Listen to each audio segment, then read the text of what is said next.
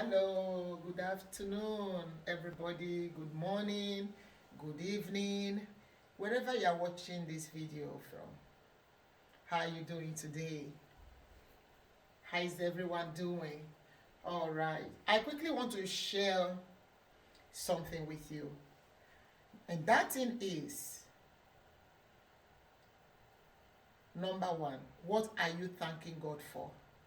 And what is that thing that always bring tears from your eyes whenever you remember it?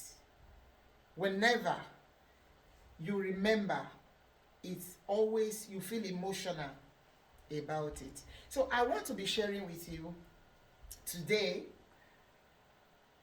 something that whenever I remember, I feel so emotional about it. Some time ago, though me and my family we were in the Netherlands, so from there we have documents, but when that document expired, we passed through a lot. They did not renew it. This was going year after year after year after year after year. And you can imagine it is better for you not to have tested money than for you to have tested money and all of a sudden they strip everything off. Not that you committed any offense or anything. It's just that at that time I traveled home, and when I came back, everything was just changed instantly. So we suffered for many, many years. And then we came to Belgium. We came to Belgium without anything, without money, without knowing anybody in this country. So we came, and the suffering was much. The suffering here was even more worse than the one we suffered in Netherlands. You know, the highest suffering you can suffer in Europe or in the Western world is that when you don't have, even amongst people of your country, you will be so segregated. You will be so isolated. They will look down on you. They will call you all sort of things, all sort of names. They will say it is even because of your sin or your evil that made you not to have anything. They will attribute it to anything that is possible. You know how Africans can be.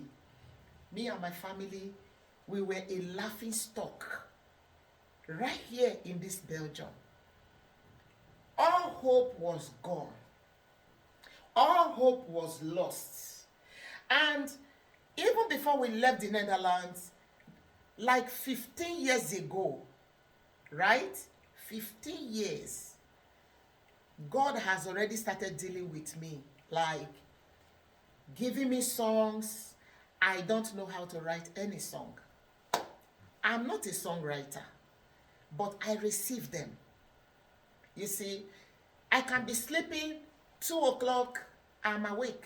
Immediately, God gave me a song. If he gives me a song in the dream, I'll wake up, I'll quickly write it down. So I wrote a lot of songs in Netherlands. But because of frustration, because I lost faith in myself, I was so discouraged, I had to leave all the books that I wrote all those songs.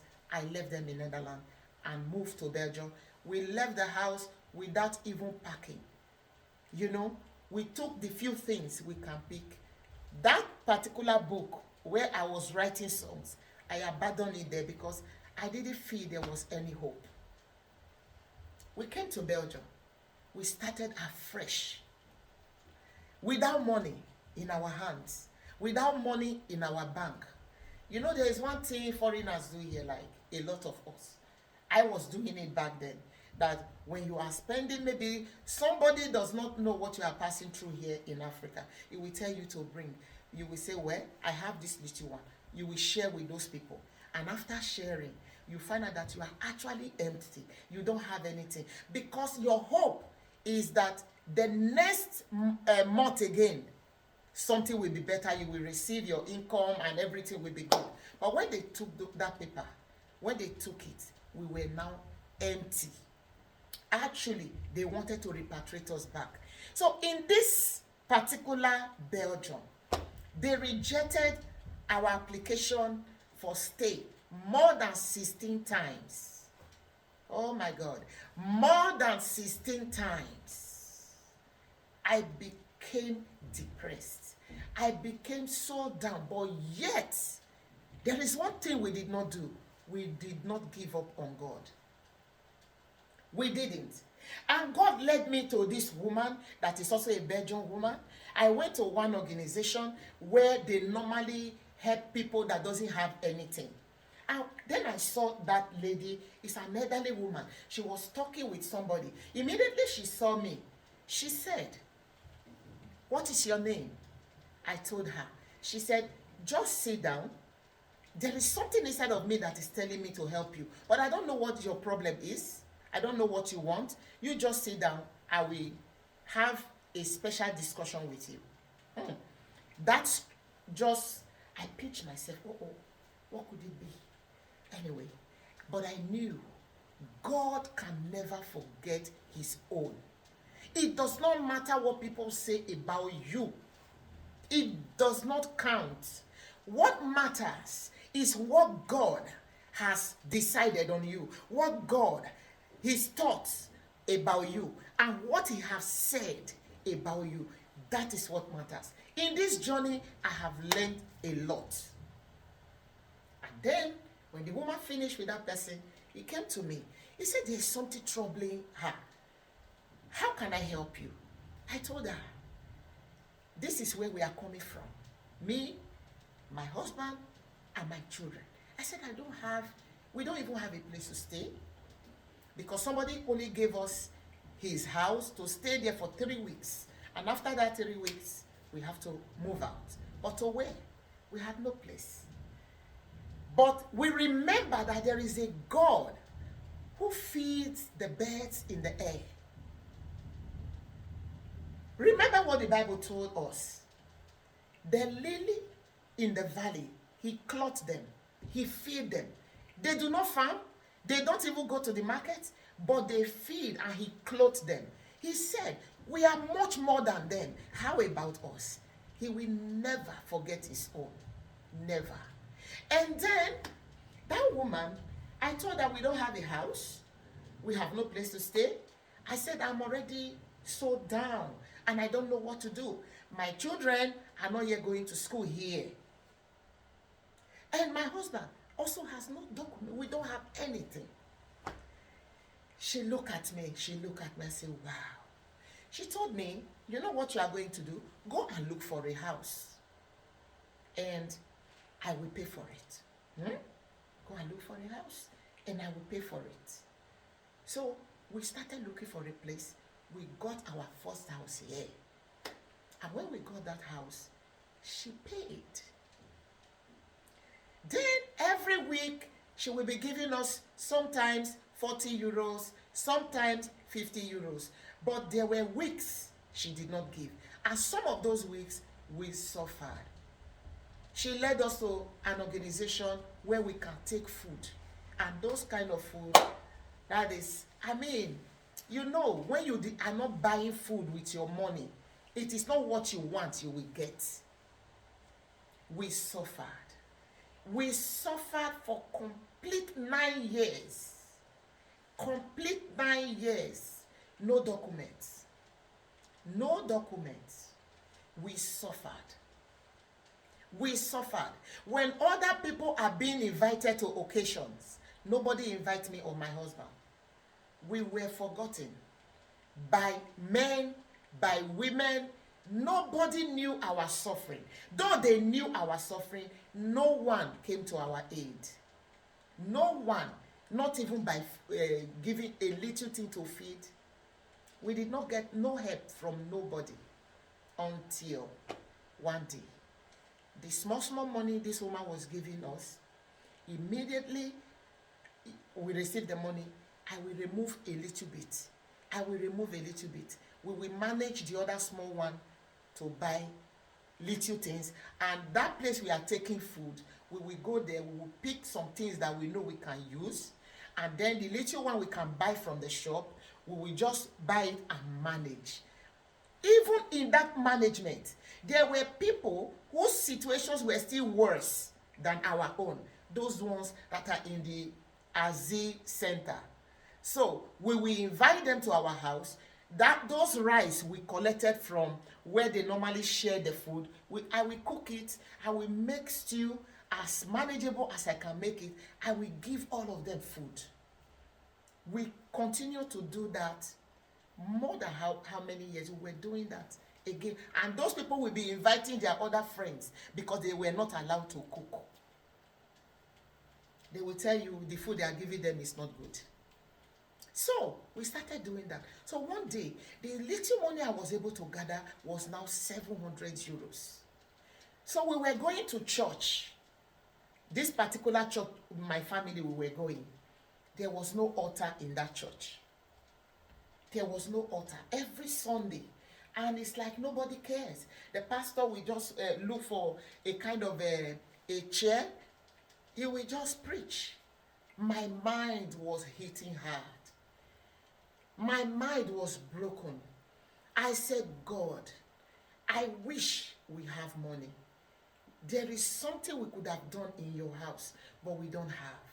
I wish we could do better because my family, truly, we love God.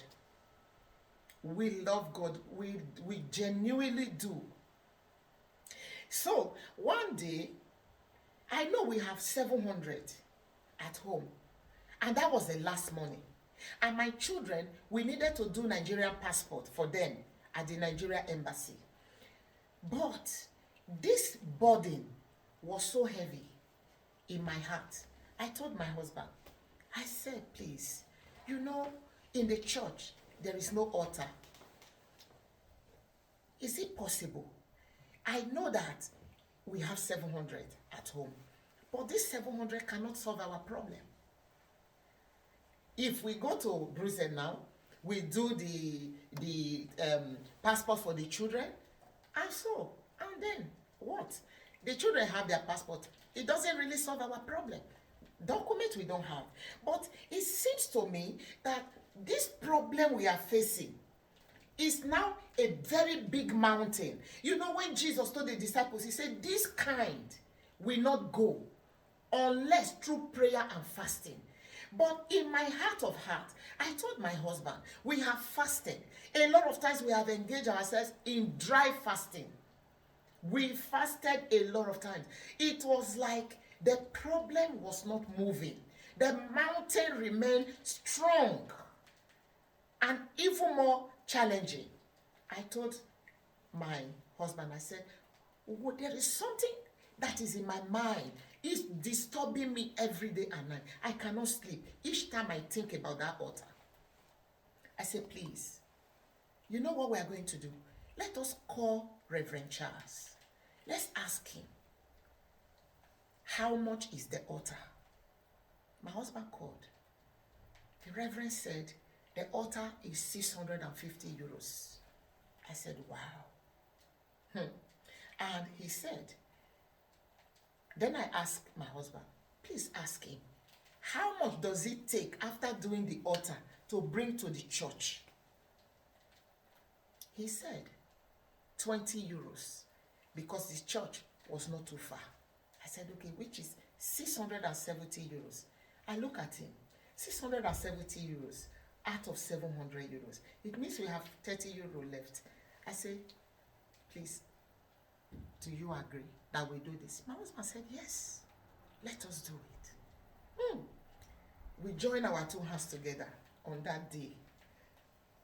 We joined our hands together and we raised the money. We hold our two hands and we ask God, this is all we have. Just like that woman that had a penny. When everybody were dropping their offering, dropping their big money, but the only thing she had, she gave it out. Jesus said, that woman, her faith. I said, God, we are in that position today. Today, we are not expecting anything in return, but we are giving this out. As we are giving this out, Father, from today, take care of our problems. From today, fight any force that is fighting us. My husband took the money, 630 euros, and 70 euros. He took it. We were left with 30 euros. With 3 children as at that time. My daughter has not yet come then. Then, what are we going to do? We were left with 30 euros. My husband left. He went and took a bus. He called the reverend. I'm on my way. So, when my husband left, he was still on the way. He has not even gotten to where he is going. Somebody rang my bell. I opened the door. I found out that it was the Belgian woman. She said, she called me by my name and said, "How are you?" I said, "Fine." "Where is your husband?" I said, "He went to do something in Antwerp. He just left about 30 minutes ago." "How are the children doing?" She was without bag.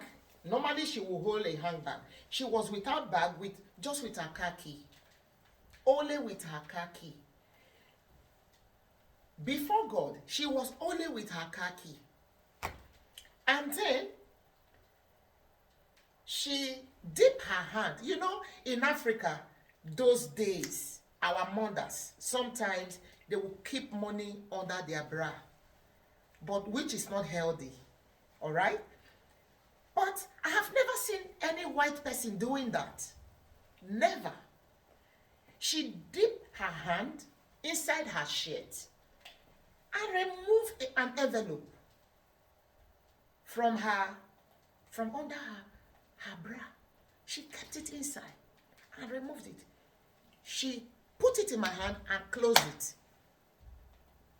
I said, "What is this?" She said, "For your children's passport." I said, "Wow, thank you. I have not yet opened it." I grabbed her. I don't even know what is there. I didn't know what was inside. I only held the envelope and I grabbed her. I told her, "Thank you." So immediately she left, she shut the door. Then I opened the envelope. I saw 50 euros. I started counting. It was 1,200 euros. 1,200 euros. I opened my mouth. I picked my phone. I called my husband. "Where are you?" He said he's on the way still. "I'm seeing the bus going to Antwerp." I said, "Did you remember when Cain and Abel gave their offering to God?" He said, "Yes." I asked him, "What happened?" He laughed. He said to me, "This question, you already know now." I said, "Bro, just tell me, please. I know what I'm saying. Just tell me what happened." Then he told me, the one of Cain, God did not accept it. But the one of Abel, immediately he offered it. The Bible said that the smoke went direct to God, and God received it. And when you want to watch the two, it's between greed and selflessness. Cain gave with greed, and Abel gave with he was selfless. He gave all from his heart, and the biggest, and all that he thought was better and best, he gave it to God. Wow. I said, "Do you know that altar you are going for now to buy?" I said, "God has welcomed it. God has received it. God has honored it. God has demonstrated that truly he is God. He has shown in a greater way that we did not expect that he is God. He said, what happened? I said, in my hand, I have 50 euros and it is 1,200 euros. He said, what? I said, yes. I said, this is a sign. So, we bought that altar. From that day,